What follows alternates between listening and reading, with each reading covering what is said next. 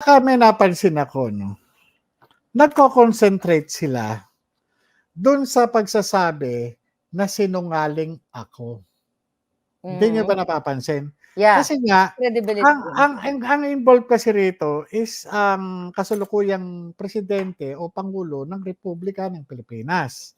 Mhm. Hindi mabali-bali yung testimonya ko na ang kasalukuyang pangulo ng Republika ng Pilipinas ay nakita sa litrato noong Mhm. 2012, 'di ba? Nakita ng inyong lingkod bilang imbestigador at itong litrato na ito ay ipinakita ng confidential informant. Kaya yung imbestigador na inyong lingkod ay nagkaroon ng motivation para tanggapin yung kaso at tipahin ito at Yes. i-reduce sa isang sinumpaang salaysay.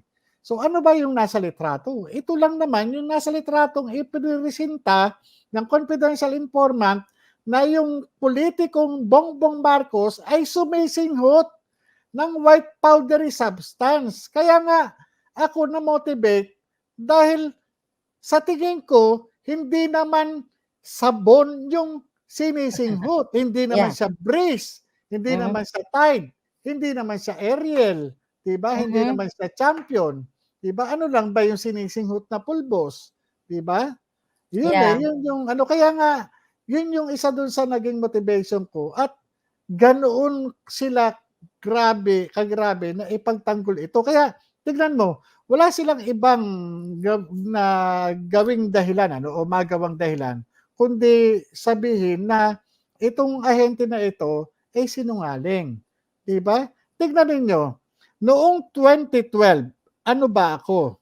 'Di ba ako ay investigation agent sa PIDEA, 'di ba? Mhm. Noong 2012, ako ay isa sa mga team leader ng Intelligence Investigation Service. Noong 2012, ako ay isa dun sa mga humahawak ng mga sensitibong kaso sa PIDEA. Mhm. Nakakarating pa nga ako sa iba't ibang lugar para magsagawa ng investigasyon. At noong 2012 ay otorisado akong pumirma ng mga ganong klaseng dokumento. Mhm. Hindi ba? Yeah. Nagkataon na andun ako. Kasi madali sanang sabihin nila na, hindi totoo yang dokumento na yan.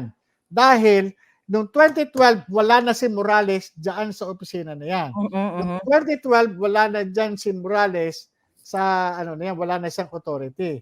Kaya yung dokumento na yan, peke yan.